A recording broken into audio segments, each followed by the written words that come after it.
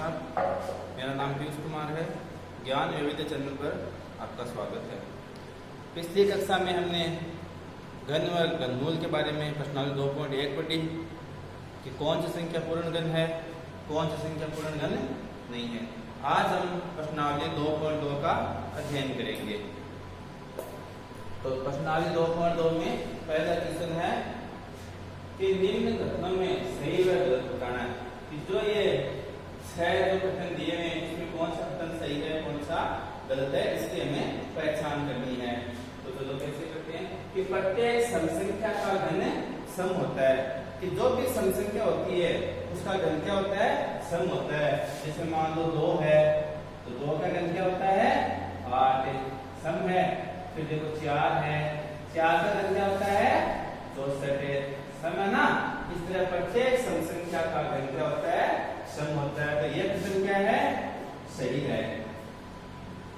एक इसी प्रकार दूसरा कथन, एक पूर्ण घन संख्या 2 शून्यों पर समाप्त नहीं होती है, कि कोई भी पूर्ण घन संख्या होती है वह 2 शून्यों पर समाप्त नहीं होती है। ऐसे बात है जैसे मान लो 100 है, 200 है, 300 है, तो जो भी पूर्ण घन संख्या वो 2 शून्य पर समाप्त नहीं होती है। 100 एक पूर्ण घन संख्या नहीं है। जैसे 1000 है, ये एक पूर्ण घन संख्या है, जैसे 10 का घन है। 100 200 लागू 2 शून्य होते वो कभी भी पूर्ण घन नहीं होती है। तो ये कथन क्या है, सही है। सही बता रही है नहीं होती है, तो ये कथन भी सही है। तीसरा, ऐसा कोई पूर्ण घन नहीं है जो 8 पर समाप्त होता है। ऐसा कोई पूर्ण घन नहीं है जो 8 पर समाप्त होता है। देखो ये 2 रहा, 2 का घन क्या होता है, 8 होता है। और ये यहाँ पे क्या बोल रहे हैं कि ऐसा कोई पूर्ण घन नहीं है, तो इसलिए ये कथन क्या है, गलत है। 8 एक पूर्ण घन संख्या है। चौथा, यदि किसी संख्या का वर्ग 5 पर समाप्त होता है तो उसका घन 25 पर समाप्त होता है। यदि कोई संख्या है, मान लो 5 है संख्या, 5 का वर्ग क्या होता है, 25, और इस 5 का घन क्या होता है, 125। तो ये कथन भी क्या है, सत्य है।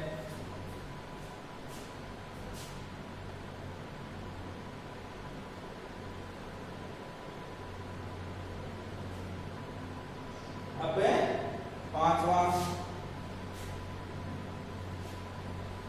एक अंक वाली संख्या का घन एक अंक का ही होता है। कि मान लो एक अंक वाली संख्या है, जैसे मान लो ये 1 है, 1 का घन क्या होता है, 1, ये तो 1 अंक है।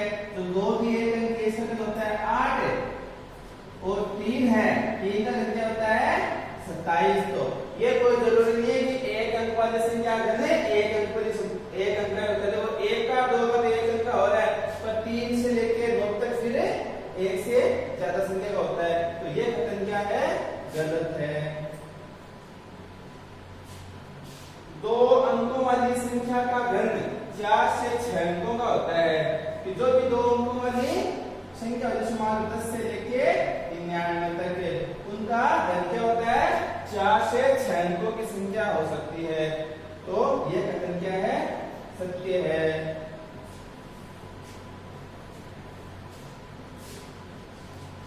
अब है क्वेश्चन नंबर 2।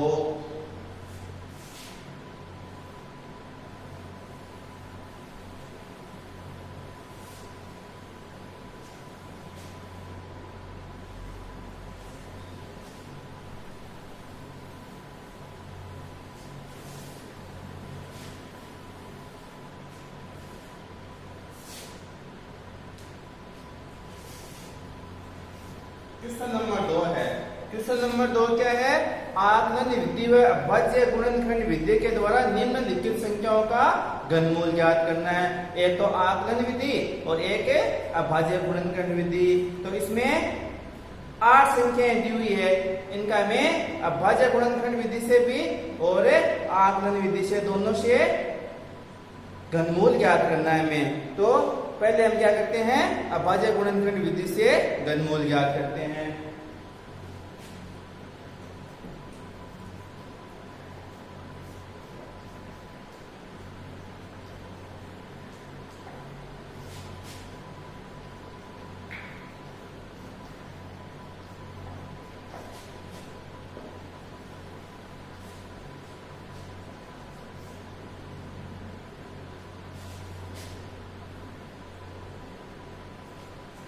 जैसे देखो इसमें पहली संख्या दी हुई है 64।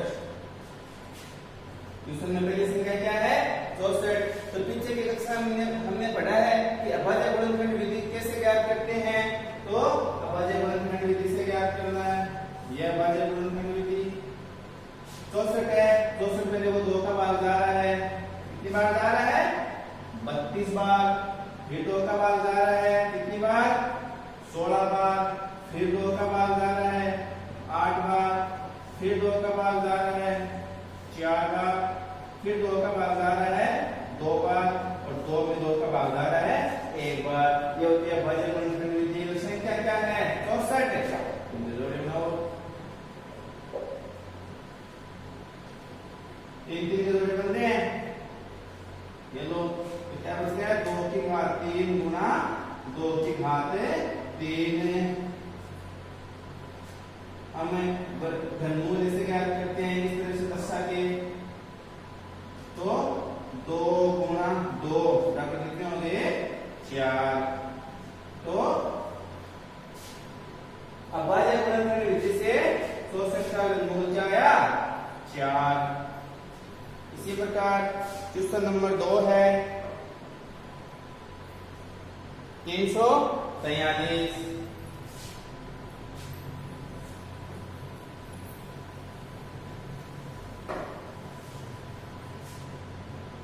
दूसरी संख्या है 343।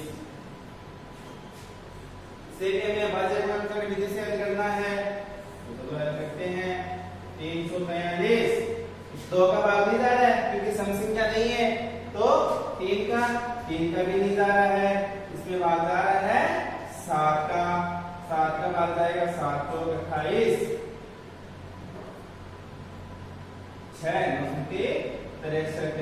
फिर 7 का जा रहा है 7 बार। फिर 7 का जा रहा है 1 बार। तो क्या गुणनखंड क्या बने संख्या है 343। तो 7 गुना 7 गुना 7 7 की घात 3 क्योंकि एक समूह बना है ना 3 का। तो 7 की घात 1 अतः है लाइन बना नहीं सकते हैं। अतः है 343 का घनमूल बराबर 7। इस तरह से भी दर्शा सकते हैं 343 बराबर 7। उत्तर क्या आया 7।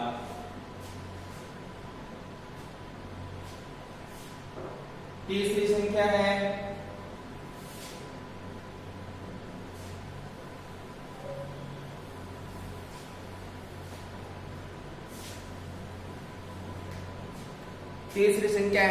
5832। तीसरी संख्या क्या है 5832। इसका भी हम अभाज्य गुणनखंड विधि से हल करेंगे।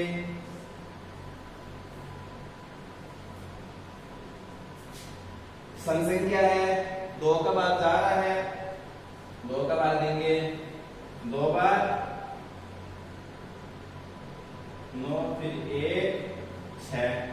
फिर 2 का भाग जा रहा है 1 बार 4 बार 5 और 8। फिर 2 का भाग जा रहा है 7 2 और 9। अब ये क्या है विषम संख्या है। विषम संख्या का 2 का भाग नहीं जाएगा 3 का भाग पता कर दो। 3 का भाग जा रहा है 243 बार। फिर 3 का भाग जा रहा है 83 बार। 81 8 3 24 3 एकम 3। फिर 3 का भाग जा रहा है 3 दूनी 6 और 7 3 21। फिर 3 का भाग जा रहा है 9 बार। फिर 3 का भाग जा रहा है 3 बार। फिर 3 का भाग जा रहा है 1 बार। तो इसके गुणनखंड क्या है ये तो संख्या 5 4 2 832 है। इसके गुणनखंड ये 2 गुना 2 गुना 2 फिर 3 गुना 3 गुना 3 और 3 गुना 3 गुना 3। तो पता करें 3 3 के समूह बन रहे हैं क्या? ये देखो 3 3 के समूह बन रहे हैं, तो 2 की घात 3 गुना 3 की घात 3 गुना 3 की घात 3 है।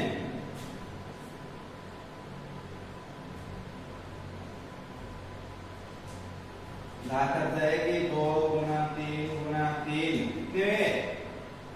3 गुनी 6 18। तो संख्या 5832 का घनमूल क्या आया? 18। ये हमारा आंसर। इसको हम लिख सकते हैं जिसमें पहले इसमें आता है संख्या 5832 का घनमूल होगा बराबर है 18। ये लाइन में लिख सकते हैं। अब है अगली संख्या, इन संख्या में कर ली।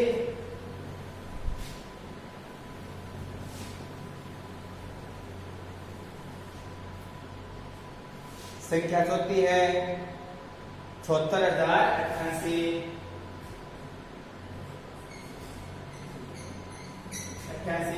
इस संख्या को भी जिस तरह हमने पहले 3 क्वेश्चन किए उसी प्रकार हल करना है। अभाज्य गुणनखंड विधि से हल करना है। 74088 देखो 2 का भाग जा रहा है क्योंकि सम संख्या है। कितनी बार जा रहा है? 7 में 3 बार, फिर 7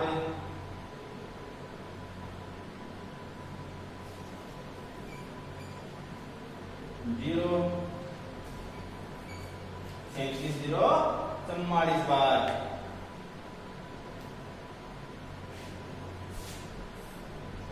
फिर 2 का जा रहा है 1 बार 8 बार 5 और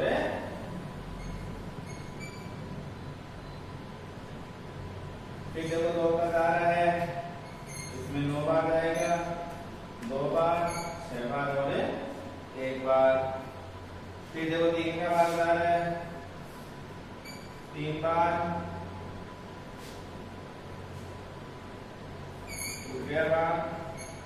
8 3 24 7 21। फिर 3 का जा रहा है 1 बार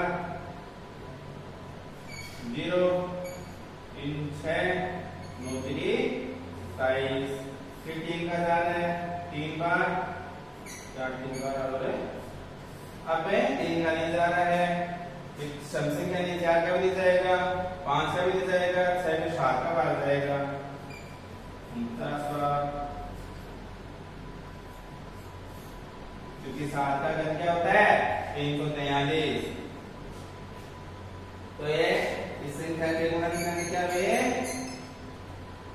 2 गुना 2 गुना 2, फिर 3 गुना 3 गुना 3, फिर 7 गुना 7 गुना 7।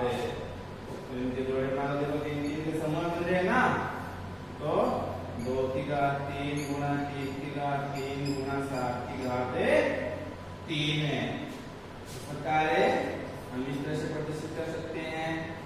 इस तरह से करते हैं तो ये ऊपर वाली घातें हट जाती है। तो 2 गुना 3 गुना 7 इनको आपस में गुणा करो, 3 दूनी 6 संतु 42। तो 74088 का घनमूल क्या हुआ? 42। ये हमारा आंसर है। ये लाइन लिख सकते हो। कहते हैं संख्या 74088 का घनमूल बराबर है 42। तो इस संख्या का घनमूल 42 हुआ, तो 42 का घन क्या होगा? 74088। अब क्वेश्चन नंबर 5 है। तो दूसरे क्वेश्चन में 5वीं संख्या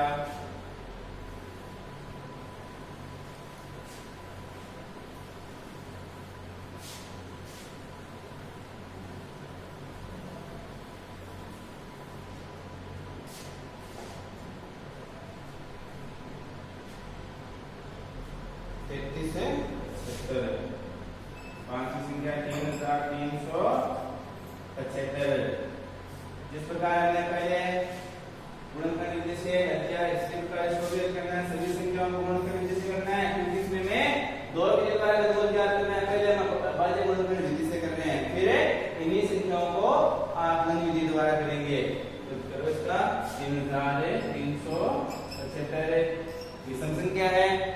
भाग नहीं जाएगा तो कितने का 3 का लेके पता करते हैं। 3 का भाग गया एक बार 2 बार और 5 बार, फिर 3 का 3 बार 7 बार 5 बार, फिर 3 का 3 3 3 6 5 3 15, फिर जाएगा 5 का 25 बार 25, फिर 25, फिर 5 आ गया एक बार। तो 3375 के गुणनखंड क्या हुए? तो 3375 के गुणनखंड 3 गुणा 3 गुणा 3, फिर 5 गुणा 5 गुणा 5 है। समूह देख लो, 3 3 के 2 समूह बन रहे हैं। 3 की घात 3 गुणा 5 की घात 3, 3375, 3 गुणा 5 कितने? 3 गुणा 15, ये हमारा आंसर। तो कितना आता है? 3375 का घनमूल बराबर है 15।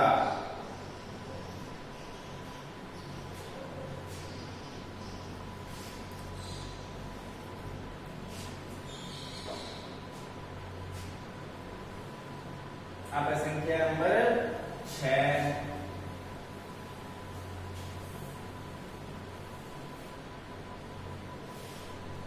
संख्या नंबर 6 है 10,648।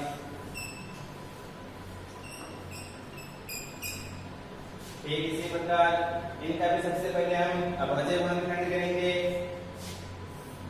तो संख्या है 10,648। ये देखो समसंख्या है, समसंख्या है तो 2 का भाग जा रहा है, 2 का भाग जा रहा है। कितनी बार गया? 5 बार, 3 बार, 2 बार और 4 बार, फिर 2 का भाग जा रहा है 2 बार 6, फिर 2 का भाग जा रहा है। अब देखो ये संख्या क्या है? समसंख्या नहीं है। समसंख्या नहीं है तो 3 का भाग जाएगा। 3 का पता कर लीजिए पहले। 4 3 12, फिर 4 3 12,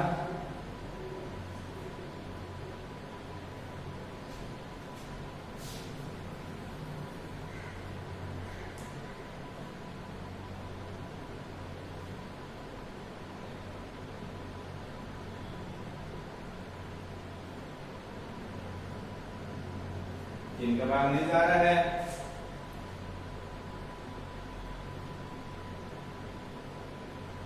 फिर इसमें 5 का नहीं जाएगा, 6 समसंख्या नहीं है, 7 का भी नहीं जा रहा है, 9 का भी नहीं जा रहा है, फिर 10 का 11 का देखते हैं। 11 एकम 11, 11 9 22, 11 एकम 11, 11 का गया। फिर 11 का क्या होता है? 121, तो 11 बार, फिर 11 का भाग गया एक बार। तो इनके गुणनखंड क्या है? संख्या 10,648 के गुणनखंड 2 गुणा 2 गुणा 2, फिर 11 गुणा 11 गुणा 11। 3 3 के समूह बन रहे हैं, 3 3 के समूह। तो संख्या क्या हो गई? 2 की घात 3 गुणा 11 की घात 3, क्योंकि 10,648 इस तरह से प्रतिशत करते हैं तो ये ऊपर वाला जो घन है हट जाती है, घटते। तो कितने आगे? 11 को 2 से गुणा करेंगे तो 22। तो संख्या 10,648 का घनमूल क्या हुआ? 22।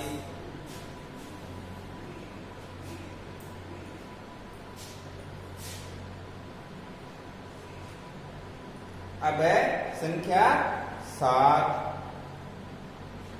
46,656।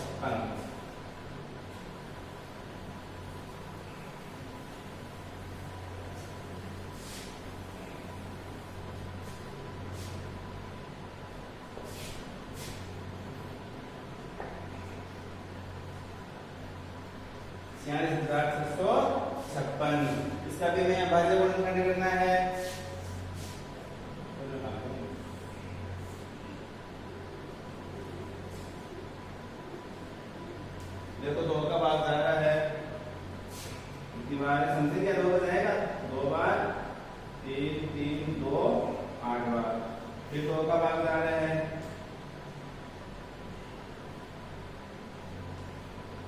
फिर 2 का भाग जा रहा है, फिर 2 का भाग जा रहा है, समथिंग क्या आ रही है, 2 का भाग जाएगा,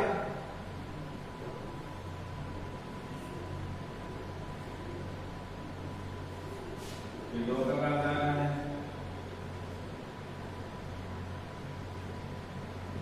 फिर से 2 का, अब आगे 729। ये क्या है, विषम संख्या है, तो इसमें नहीं जा रहा है, इसमें हमें 3 का भाग लेके लिखेंगे, 3 का 2 बार 12 हो गए, 4 3, फिर 3 का 8 3 24, फिर 3 का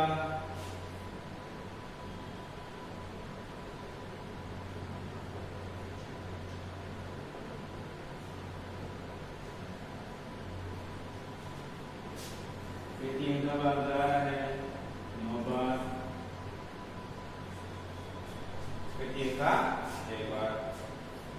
अब ये संख्या है 46,656, इसके भाज्य करेंगे तो 2 गुना 2 गुना 2 एक समूह बन गया, फिर 2 गुना 2 गुना 2 दूसरा समूह है, फिर 3 गुना 3 गुना 3, 3 गुना 3 गुना 3, ये तो समूह बनते हैं 1 2 3 4, 15 समूह है, तो 2 की घात 3 देंगे गुणा, फिर 2 की घात 3, 3 की घात 3, फिर 3 की घात 3, इस तरह से प्रदर्शित करेंगे तो 46,656 घातें हट जाएंगी, इनको आपस में गुणा करो, 2 को 2 से 4, फिर 4 को करेंगे 3 से 4 3 12, बाकी 36, संख्या 46,656 का घनमूल क्या हुआ, 36। तो हम नीचे लिख सकते हैं, अतः है संख्या 46,656 का घनमूल बराबर 36 होगा।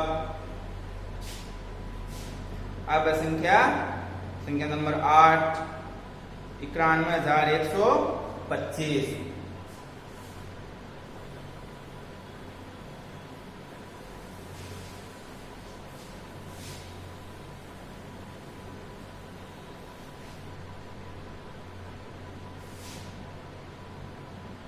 संख्या है 91,125।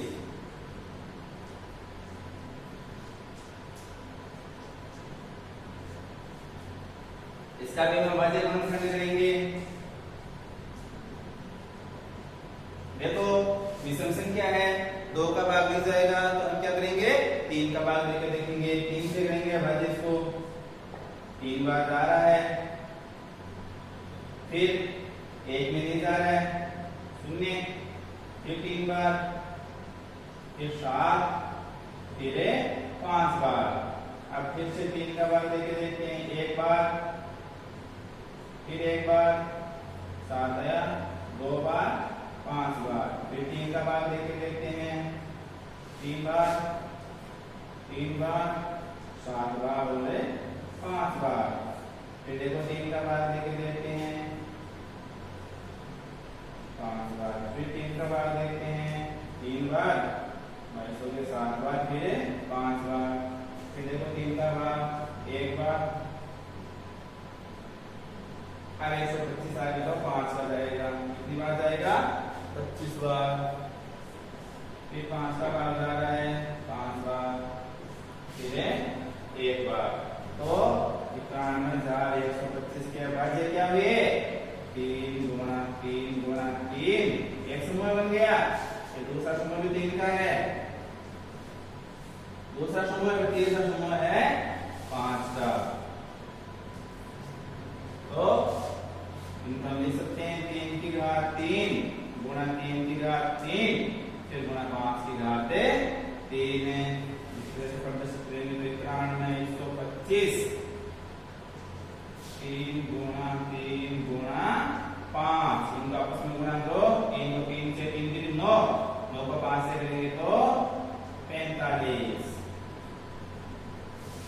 संख्या 91,125 का घनमूल क्या हुआ?